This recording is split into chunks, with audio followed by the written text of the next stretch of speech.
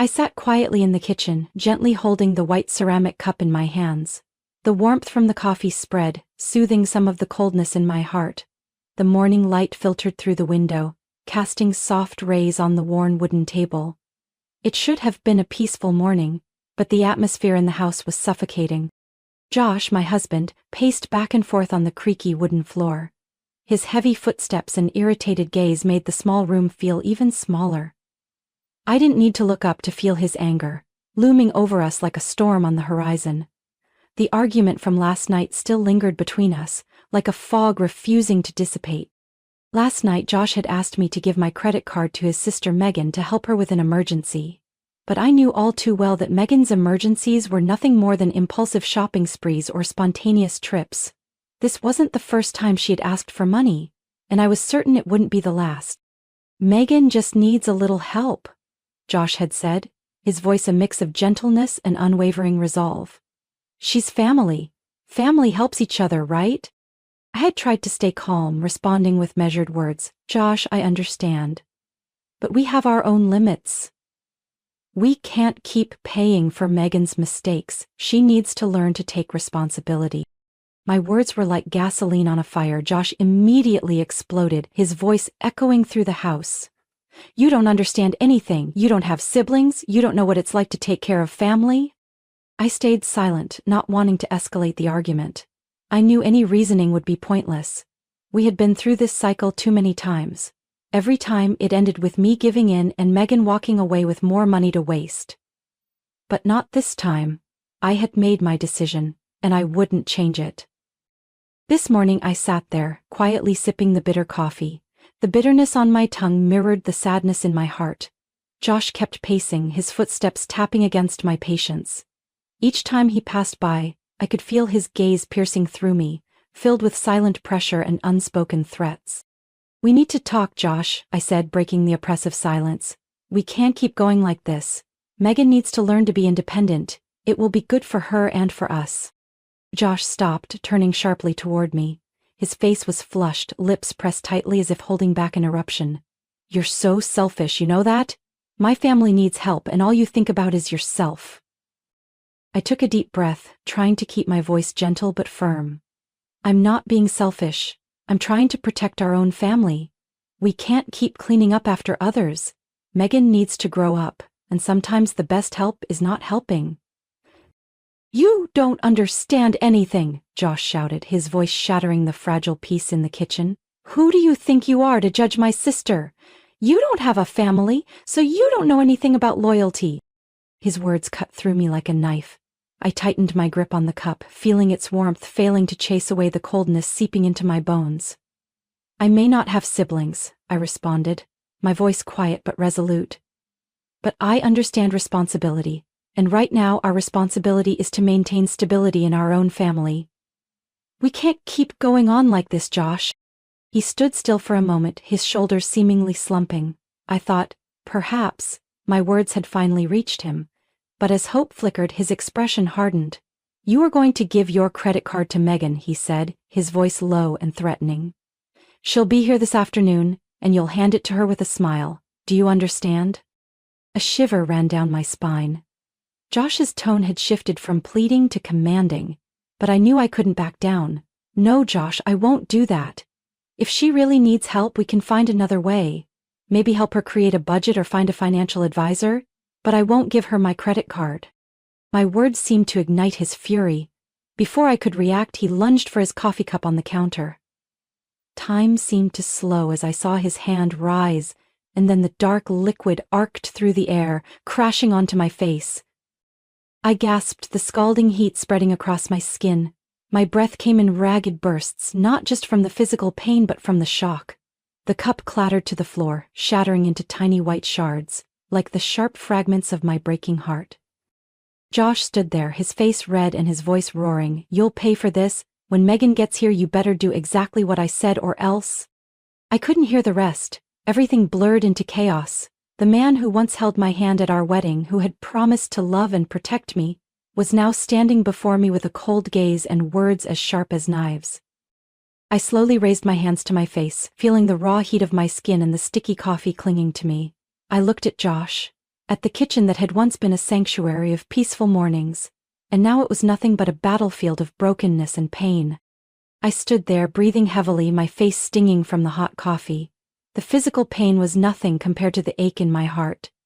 Everything around me felt alien, as if I had walked into someone else's home, not the place I once called my own. The beautiful memories had become nothing but a fragile shell, barely covering the deep cracks of a marriage long decayed. Josh left the house after shouting threats, the door slamming shut, tearing apart the already fragile silence. I collapsed onto the chair, the kitchen towel in my trembling hands, dabbing at the coffee dripping from my hair onto my collar. Sharp waves of pain radiated through my skin, but I sat still, frozen by an invisible fear. The cold from the floor seeped into my bare feet, dragging me back to the harsh reality. I can't stay here anymore, the voice in my head echoed, stronger and clearer than ever. The images of what had just happened flashed through my mind: the shattered cup, Josh's fierce gaze, the burning sensation of coffee on my skin. All were undeniable signs that I could no longer ignore. With hands still shaking, I reached for the phone on the kitchen counter. The screen displayed old messages, missed calls from friends I had gradually distanced myself from. Josh didn't like me socializing too much, and I had unknowingly allowed myself to fall into isolation. But there was still one name that made me pause: Clara. My best friend from college, the only one who never turned her back on me despite my countless refusals to meet. Clara always checked in, always left encouraging messages, even when I didn't respond. My fingers trembled as I dialed Clara's number. The phone rang, each tone stretching into eternity. I almost gave up, but then her warm voice broke through. "Hello? Lena?" Hearing her voice, I burst into tears, all the pent-up emotions finally spilling over. "Clara, I need help." Clara didn't ask questions. She simply said, "I'm on my way. Don't worry about anything." I hung up, feeling a weight lift off my shoulders, as if I had grabbed onto a lifeline in a cold, endless ocean. I wiped my face, trying to regain composure. If I wanted to leave, I had to act quickly. Josh could come back at any moment. I opened the bedroom door. The room that once felt warm and safe now seemed cold and foreign. I pulled out an old suitcase from under the bed. We had used this suitcase during our honeymoon in Napa Valley. Back then, I thought I had found a peaceful harbor. But it turned out to be nothing but an illusion. I began packing, prioritizing the most important items: clothes, personal documents, and my laptop. I opened the drawer, feeling for the small box containing the jewelry I had inherited from my mother. I didn't want to leave anything behind, not wanting to give Josh any reason to think I would return. In the corner of the closet, I pulled out a small metal box carefully hidden. Inside was a wad of cash, the money I'd been saving for months. Every time I went shopping or ran errands, I kept a bit of change, silently building a nest egg like a little bird. I didn't know why I had done it, but now I was grateful for my own foresight. When the suitcase was full, I returned to the kitchen, where shards of the broken cup still lay scattered on the floor. I knelt down, carefully picking up each piece, as if gathering the fragments of my own shattered self. Each sharp piece of porcelain reminded me of my broken marriage, of the hopes that once flowed warmly, now reduced to emptiness. The doorbell rang, startling me. I stood up, my hands still clutching the cold shards. My heart pounded in my chest, fear weighing down my steps. But then, the familiar voice of Clara called out, "Lena, it's me." I rushed to the door, seeing Clara standing there with worry etched on her face. Without a word, she wrapped me in a tight embrace, her warmth like a flame driving away the cold. I felt the strength and safety radiating from her, as if all the pain was just a bad dream. "I've got the car ready, we're leaving right now," Clara said, her voice both gentle and determined. "You don't need to bring much. I have everything you need." I nodded, pulling the suitcase behind me. As I crossed the threshold, I looked back at the house one last time.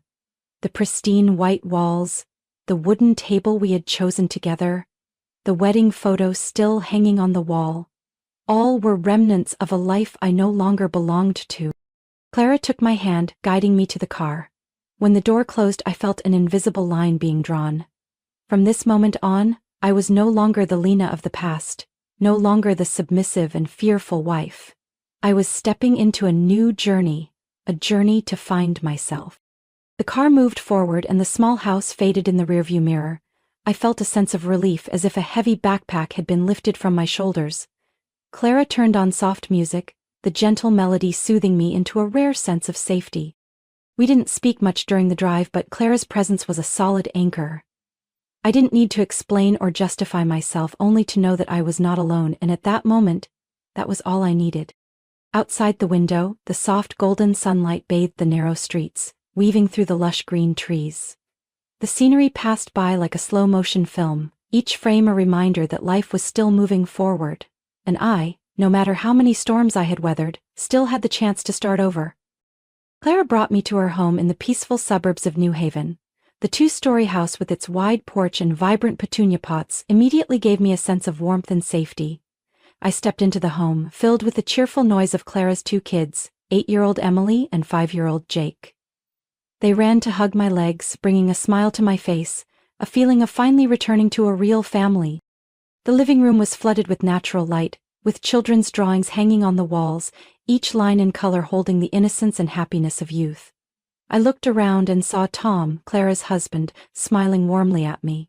He quickly brought out a cup of hot tea, placing it gently in my hands. "Welcome home, Lena," he said, his deep blue eyes filled with genuine care. The first evening passed in a peace I had long forgotten.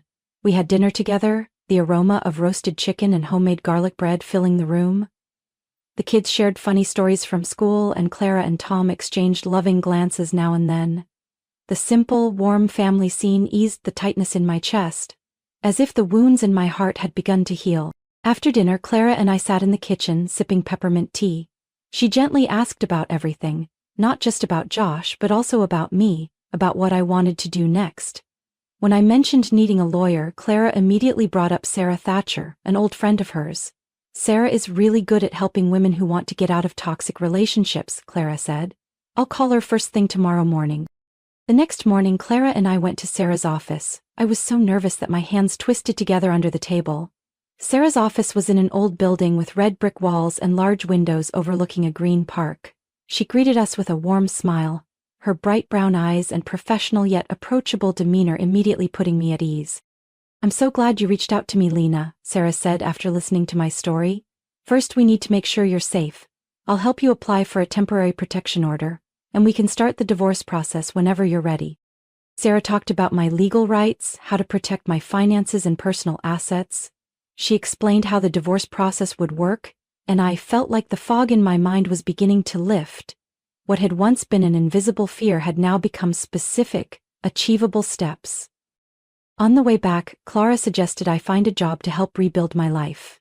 "Do you remember Isabella, my cousin? She just opened a small bookstore in the town center. I can ask if she needs any help." The idea of working in a bookstore unexpectedly warmed my heart.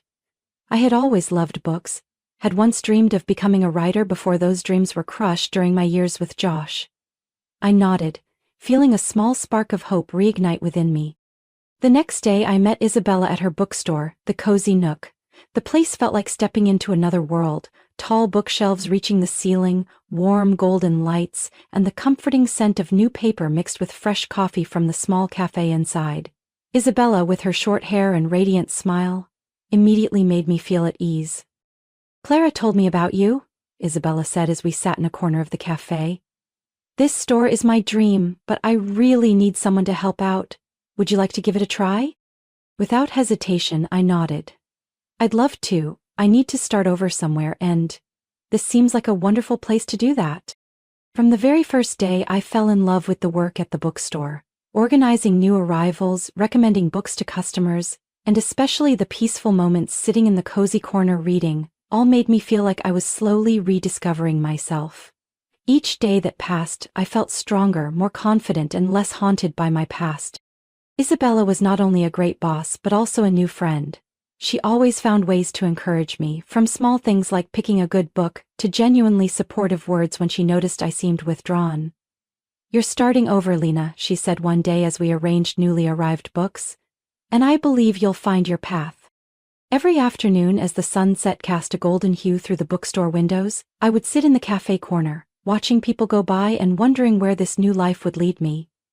Bit by bit, I began writing in my journal again, capturing my thoughts and feelings. Writing became my outlet, helping me realize I still had so much to say, so many stories to tell. Even though the road ahead held challenges, I knew I was no longer alone. I had Clara, her family, Isabella, and a job that made me feel valued. And most importantly, I had myself. A stronger, braver Lena than ever before. One autumn afternoon, the soft sunlight filtered through Clara's living room window, casting a gentle glow on the plush carpet. I sat in the armchair, flipping through a new book borrowed from Isabella's bookstore, but my mind couldn't focus. The peaceful days with Clara's family felt like a sweet dream, but I always knew the storm wasn't truly over. Clara had taken the kids to the park, and Tom was still at the office. The house was so quiet, I could hear every tick of the clock. Suddenly, the doorbell rang, breaking through my thoughts. My heart pounded, a bad feeling creeping in. I gently pulled back the curtain and peeked outside. The familiar black car was parked right in front of the house, and I immediately recognized Josh's license plate.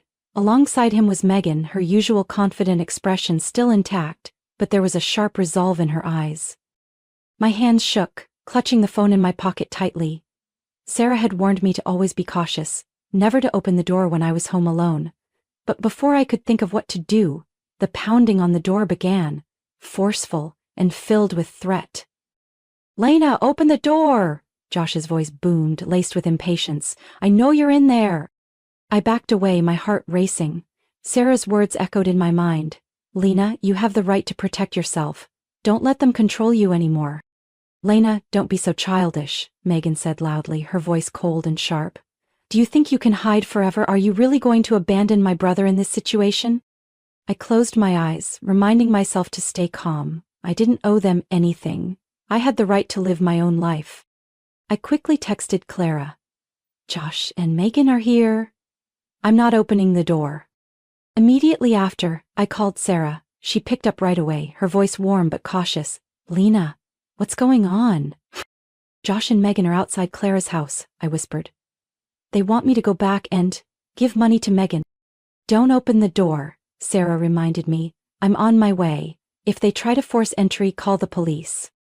I put the phone down, focusing on steadying my breathing. Outside, the banging on the door grew louder, stronger, and more threatening. "Lena, if you don't open this door, I'll come in myself." Josh's voice grew harsher. "You think you can just walk away without taking responsibility? You owe my family." A wave of anger rose within me. Owe them? I had given up so many dreams, sacrificed my freedom and self-respect for him and his family. It was time for me to reclaim my life. About 10 minutes later, the sound of a car horn echoed outside. Through the window, I saw Sarah stepping out of her silver SUV, her professional attire and high heels only adding to her authoritative aura. She approached the door, her expression calm, but her eyes unwavering. "Josh, Megan, what are you doing here?" Sarah's voice was clear and strong. "None of your business," Megan shot back, but her voice lacked the confidence it usually held. "Actually, this is exactly my business," Sarah responded, pulling out her attorney's card. "I am Lena's legal representative. According to the temporary protection order, you are not allowed to approach her. If you don't want legal trouble, I suggest you leave immediately."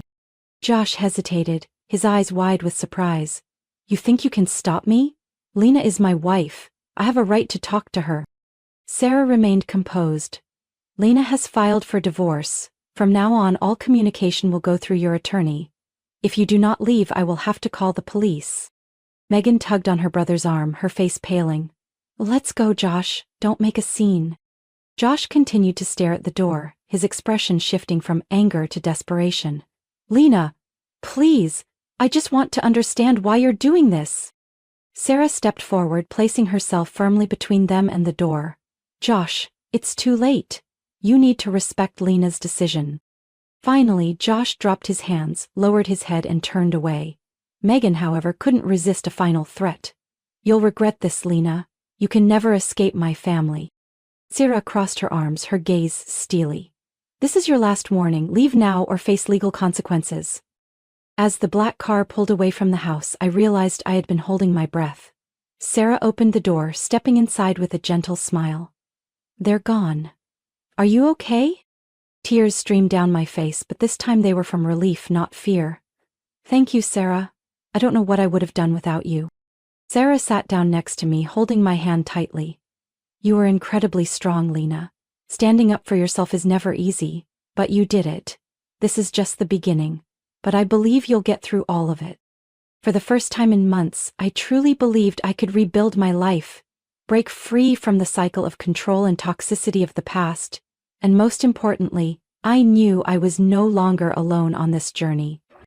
In the days following Josh and Megan's appearance at Clara's door, I slowly began to feel true relief. It was as if a heavy backpack had been lifted off my shoulders.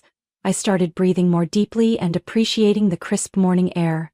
Clara and her family's presence helped me find a sense of home again, but I knew that to truly heal, I needed to start building my own independent life. One Saturday morning, while sipping a hot cup of coffee by the window, I came across a flyer for a community yoga class. Find inner peace. The bold letters on the pastel-colored paper seemed to whisper directly to me. I used to love yoga. It was a time when I connected with myself, but during my years with Josh I had forgotten that passion. I decided to try the class. The yoga studio was in a small cultural center near Isabella's bookstore. The room was filled with natural light, yoga mats spread out across the polished wooden floor. The instructor, Mia, a woman in her 40s with a gentle voice and a warm smile, welcomed me with a light hug. Just relax and listen to your body, Lena, she said, as if she could see the wounds I carried. The first session was not easy. My body was stiff, every stretch brought discomfort, but every time Mia guided us to breathe deeply and let go of worries with each breath, I felt layers of heaviness in my mind being washed away. In the final Savasana pose, lying on the mat with my eyes closed, I could hear the peaceful rhythm of my own heartbeat. It was a feeling I had long forgotten, the feeling of inner peace. Clara noticed the change in me. You look so much brighter, Lena. I'm so glad you've found something that makes you happy. Every evening after the kids had gone to bed, we would sit together in the armchair, sipping herbal tea and talking about future plans. Clara always encouraged me to write again, knowing how much I used to love creating stories. Why don't you try keeping a journal? She suggested. It doesn't have to be fancy, just write down what you feel. It could be a way for you to process your emotions. I started writing initially just short lines about my feelings each day, but gradually stories began to take shape. I wrote about a brave woman weathering the storm, about the journey of finding oneself after the darkness. Each page felt like a step forward on my path to healing. Working at the bookstore also made me fall in love with life again. Isabella, with her enthusiasm and positive energy, always found ways to make each workday enjoyable. On quiet afternoons when the customers had gone, we would sit by the cash register sipping chamomile tea and sharing our favorite books. Isabella even suggested I write a few book reviews for the store's blog. You have such a genuine way with words, Lena. I'm sure our customers will love what you share. Gradually I began to earn a stable income and started thinking about finding a space of my own. Sarah, with her thoughtful and dedicated approach, helped me manage the legal proceedings of my divorce. She also encouraged me to bravely look for a small apartment, a place where I could truly start over. I found a charming studio apartment in the suburbs. It wasn't big, but it had a window overlooking a green park, a compact kitchen, and a cozy nook where I could set up a writing desk. On moving day, Clara, Tom, and both kids helped me organize everything. Their laughter and bustling footsteps filled the space with life. The kids were excited to help me decorate with small potted plants, and Emma even made a handmade card that read, "Wishing Miss Lena lots of joy in her new home." When Clara and her family left, I sat on the small sofa, looking around the room with a heart full of gratitude.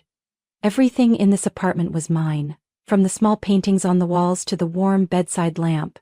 This was truly my space, a place where I could be myself. That evening, I lit a scented candle, played my favorite music, and sat down at my desk. The computer screen displayed a blank page, but this time I wasn't afraid of the emptiness. Instead, I felt a new surge of energy. I placed my hands on the keyboard and the words began to flow. Today I officially start over. The gentle words fell onto the screen, each one a step forward on the path to freedom. I knew there would still be challenges ahead, but this time I felt strong enough to face anything. The night had already fallen outside, but in my small room the light remained on. I wrote until my fingers ached, until I truly felt I had found myself again. A stronger, freer Lena, filled with hope. I sat by the window of my small apartment, the soft glow of the evening sun filtering through the white curtains, casting gentle patterns on the wooden floor. In front of me, my laptop remained open with my nearly finished manuscript. The Awakening. That was the title of my first novel. A story about the journey of finding oneself. Not just mine, but also that of many other women out there. My novel was almost complete. Each page was a step forward, each little story within carried hope and strength. I wrote about sleepless nights, about pain and heartache, but I also didn't forget to write about the glimmers of light, about the hands that reached out to me when I needed them most. A message popped up on my phone screen. It was Clara. "Still coming over tonight? The kids are so excited." I smiled, replying immediately, "Of course, I'll bring a few new chapters for you to read." I stood up, stretched, and stepped out onto the balcony. The cool air carried the gentle scent of wildflowers from the roadside. I looked down at the small street, where children played, their laughter echoing through the air. A sense of peace wrapped around me, as if all the past hurts had truly been left behind. Since moving into this apartment, I had found a new rhythm of life. Every morning, I woke up early, brewed a fragrant cup of coffee, and began to write. My job at Isabella's bookstore made me feel valued, meeting people who loved books and hearing their stories. Isabella had even started planning a book signing event for me if The Awakening got published. The thought filled me with both excitement and motivation. That evening I went to Clara's house. Her warm home, filled with soft yellow lights and the smell of freshly baked goods, instantly made me feel welcome. The kids ran to hug me, their small embraces overflowing with love. Tom was busy grilling in the backyard, sharing funny stories that kept everyone laughing. In that moment I realized I had truly found a family, not through blood, but through genuine love and connection. Clara and her family showed me that no matter how many storms I had faced, I could still find a rainbow. When dinner ended, Clara pulled me aside, her eyes bright with excitement.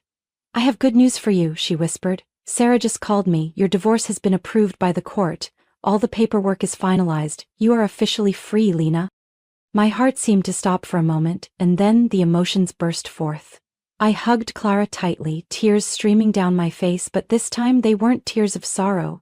They were tears of liberation, of joy, and of hope.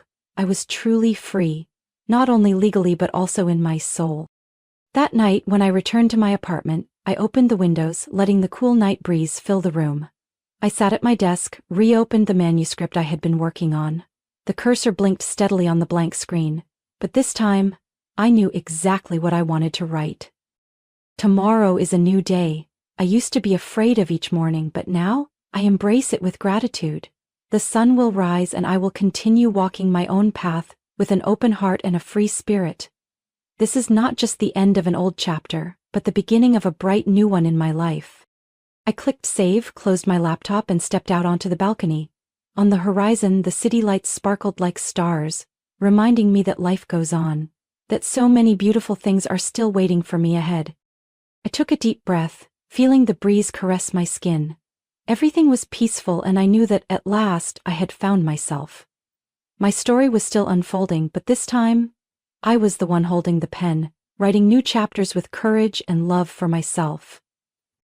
Lena's story is not just a journey of overcoming pain and finding oneself, but also a testament to the inner strength that lies within each of us. In real life, we all face challenges, sometimes even deep wounds from toxic relationships or unfair circumstances. However, just as Lena did, as long as we are brave enough to set boundaries, love ourselves, and seek help when needed, everything can change. Life always offers new opportunities to those who stand up and continue writing their own story. What do you think of Lena's journey and her courageous decision? Share your thoughts in the comments below. Don't forget to hit follow to stay tuned for more meaningful and real-life stories about family life in upcoming videos.